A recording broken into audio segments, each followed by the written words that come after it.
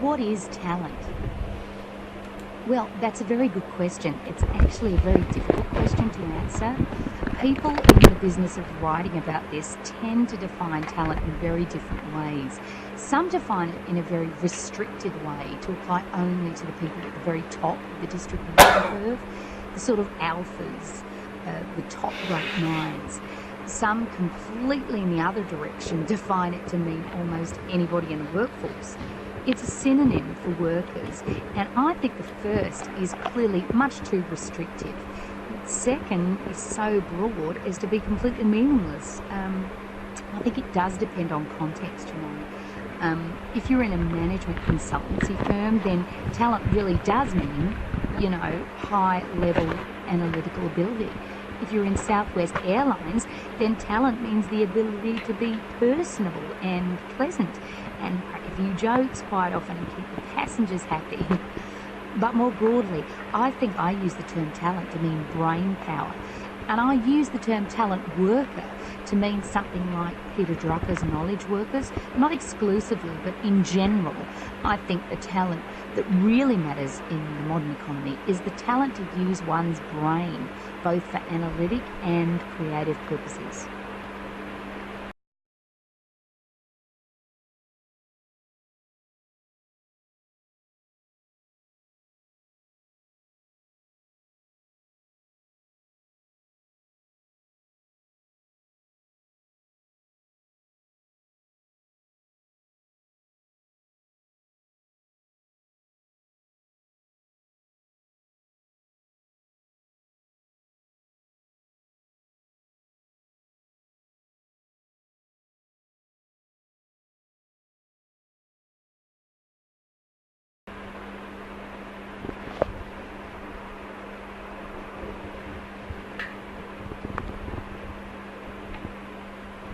Okay, to understand what vitamin D does, we need to understand a central concept. The function of vitamin D is to maintain blood calcium. You probably think that the function of vitamin D is to maintain strong bones and teeth, but it does that by accident. Its real function is to maintain your blood calcium level in a very narrow range. And the reason for that is if your blood calcium level falls below about 9 milligrams per 100 milliliters, then you're going to get into big trouble and die rather quickly. And that's because blood calcium is important for muscle contraction and nerve transmission. And if you don't have enough of it, you can't contract muscles normally. There can't be normal nerve impulses. And this results in a disease called tetany, where you get these uncontrolled convulsions, followed by rapid death. Calcium is also important for enzyme activity and blood clotting.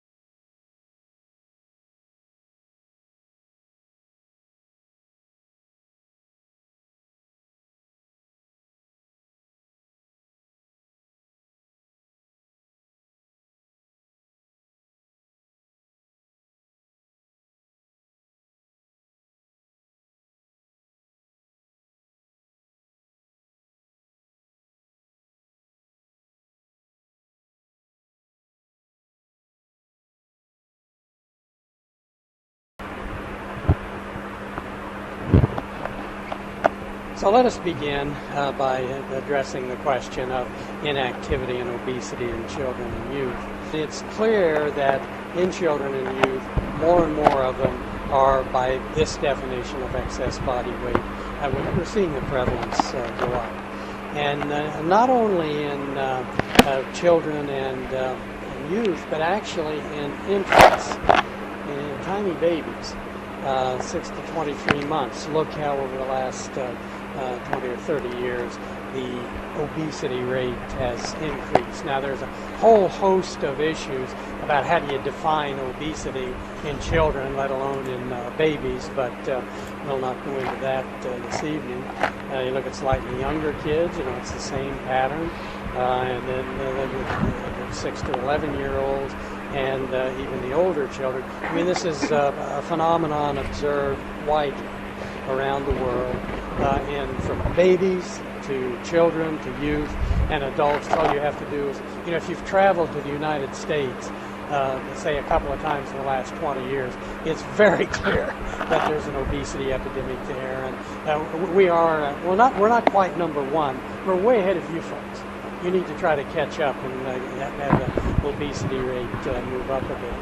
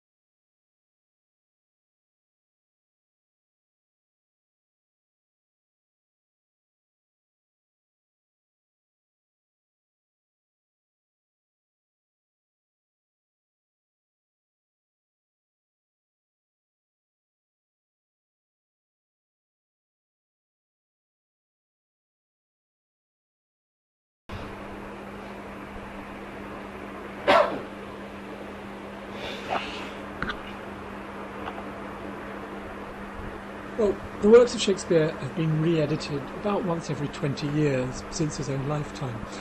That's partly just because as times change, the kind of information we need changes. So, for instance, a generation ago, readers could be expected to understand the allusions to classical mythology in Shakespeare. Now, most kids don't have a classical training, so we need explanatory notes for that. So there is part of the process is simply just sort of polishing things up, keeping the plays up to date. I also was very keen to take this project on because there simply was no edition out there that I thought was satisfactory. Quite often students or parents of prospective students would say to me, OK, which is the edition of the complete works to buy? And I really couldn't put my hand on my heart and say, this is a satisfactory edition. One reason for that is simply the sort of technical reason that nearly all editions are printed in double column, which is terribly hard to read. And most complete works editions don't actually have the explanatory notes on the page. So there were sort of practical things.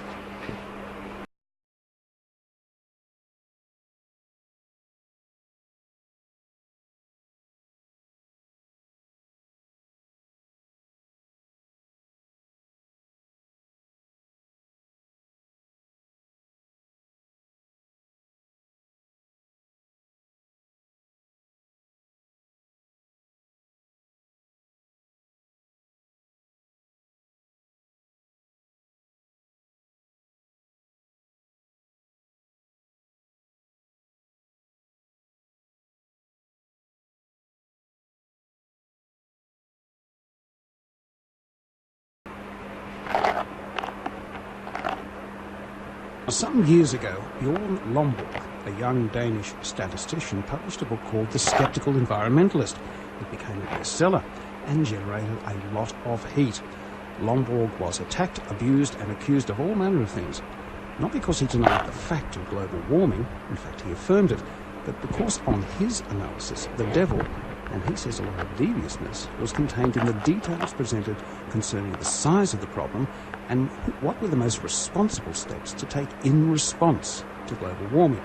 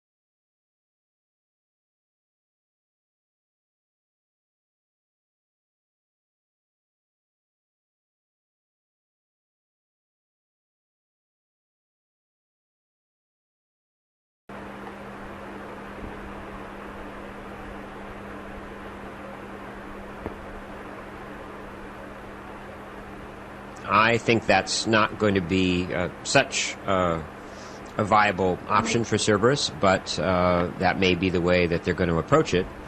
Private equity, of course, is supposed to have the advantage of taking management out of the spotlight of quarterly profits and industry analysts and prying shareholder eyes, and that hypothetically gives them a chance to take slower, more patient routes to doing something to turn a company around. I would hope, and I have some, I guess, optimism that some of the Cerberus team will have some creativity and imagination.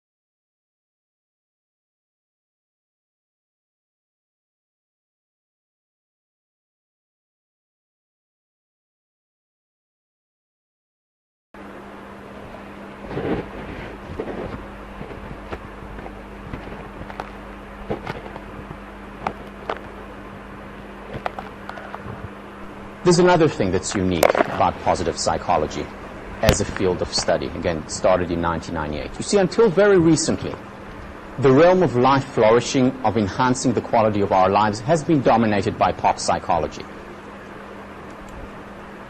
Now you go to the bookstore, and the self-help section, huge, expanding literally by the second. Thousands, hundreds of thousands of books on the topic.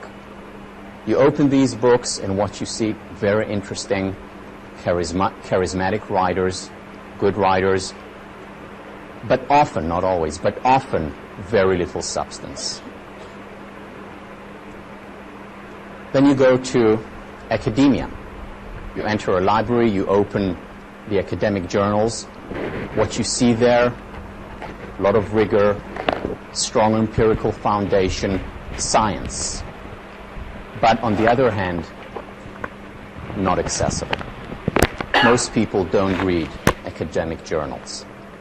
What positive psychology does is create a bridge between the ivory tower and Main Street, bringing the rigor, the empirical foundation,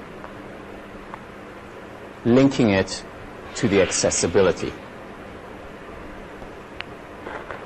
making it accessible to students in college, to the general public.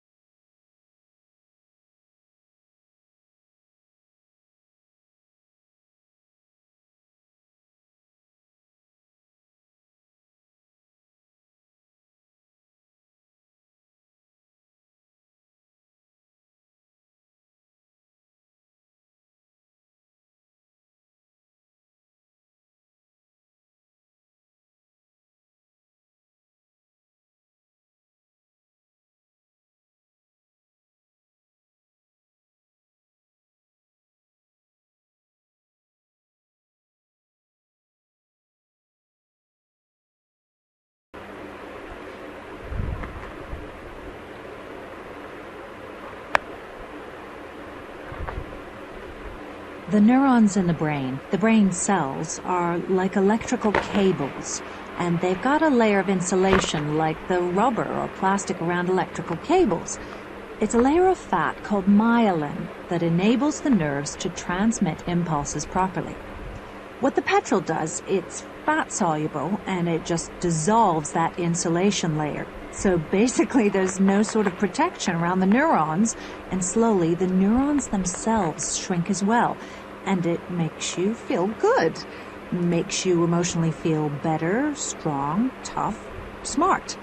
So the messages can't get around the brain and the body so well anymore. But the damage seems to follow a process. The thinking, the executive function, the more complex thinking is affected first, then the memory and the learning and eventually the movement centers of the brain are affected. And that's when there's more serious impairment and probably less chance of recovery.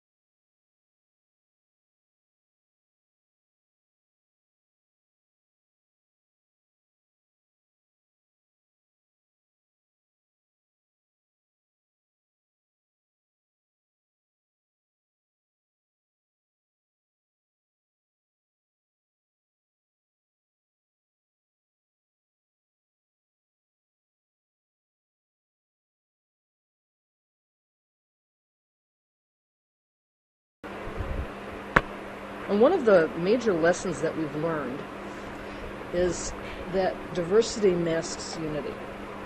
And what I mean by that is that we are so attuned to noticing differences between things, and even differences between people, for example, because it's a tremendous survival advantage for us to recognize a lot of different people and know which ones are our friends and which ones are likely to stab us in the back. It really, really allows you to human beings to prosper. But that keen awareness of diversity actually masks some extraordinary, remarkable, unifying principles in living organisms.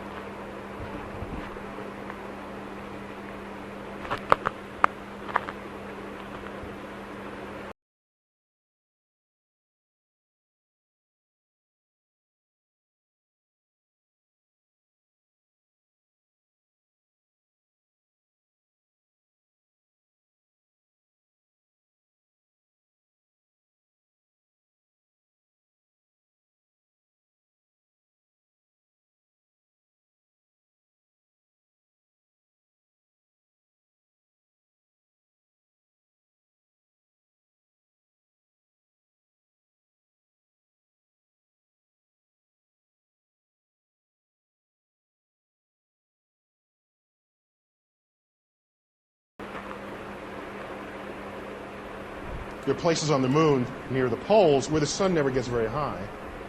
It just sort of rolls around the horizon, and if the crater rims are tall enough, which is the case for already known craters, the sun never reaches the bottom of the crater. So it becomes what we call a water trap, where comets that might have impacted the moon and the like, water molecules can just fall into that and never get warm enough to evaporate out.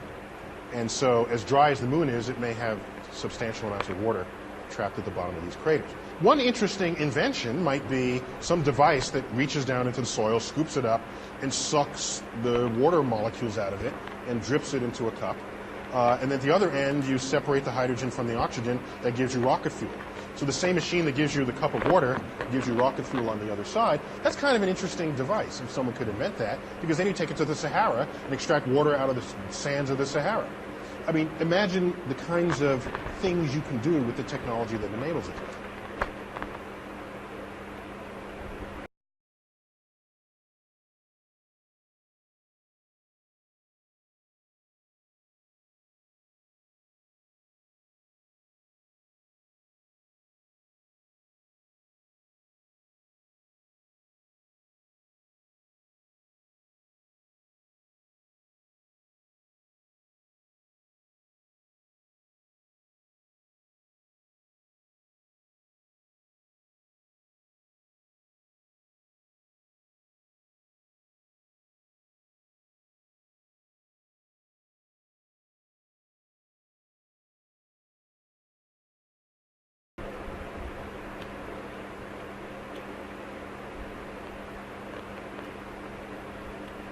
Winston Churchill was 65 years old when he became Prime Minister in 1940, at a most critical time in English history. He was 80 when he resigned after his second period of premiership. Many other leaders, including presidents of the United States and dictators such as Stalin, have been leaders in their late 60s and 70s. This is particularly significant given that most of them suffered from serious illnesses. Even now, many politicians at both central and local level continue in office well into old age. There are other leadership areas where older people continue into older age. For example, in academic life, where writers and lecturers continue to act as intellectual leaders well into their 90s. In industry too, some leaders show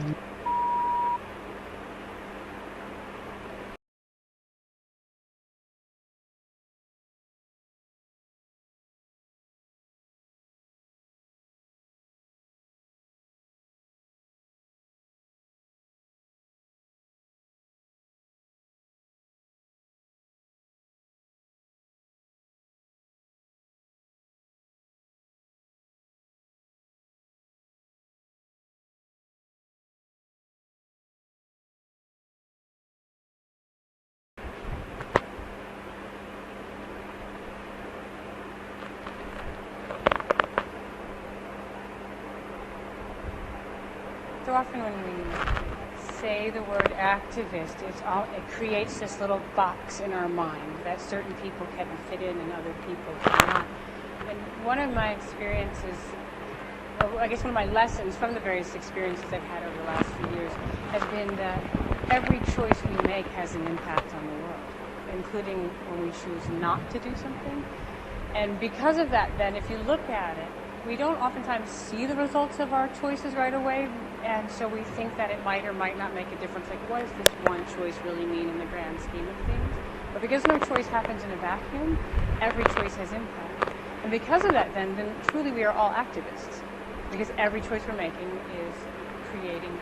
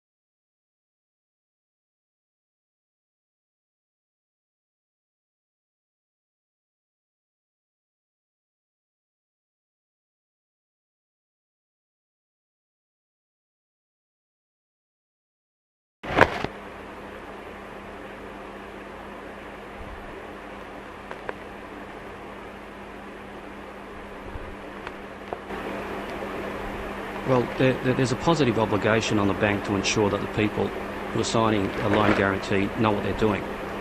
Loan guarantees are kind of unique in that someone is giving security or a guarantee and placing themselves at risk for someone else, and they receive nothing material in return. So you've got to ask yourself, why is this person doing this? Do they know what they're doing? They're risking a lot and not really getting anything back for it. So the imperative is that the bank must ensure that these people know what they're doing and that they fully understand the implications of what they're doing, and they know that their properties may be sold if another person doesn't meet their obligations.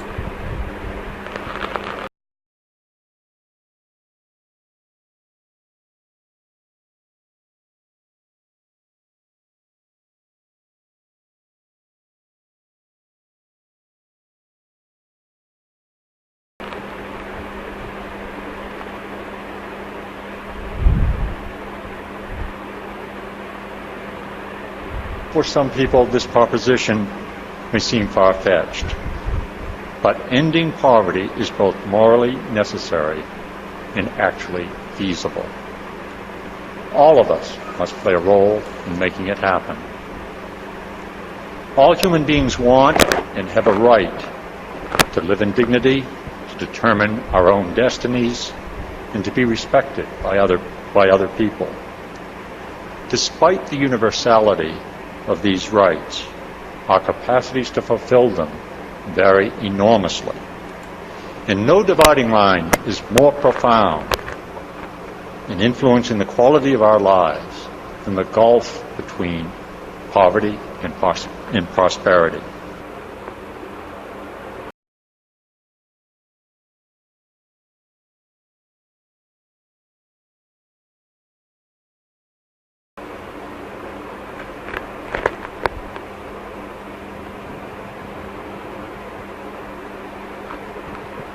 It's in financial companies' interest to have people save more money.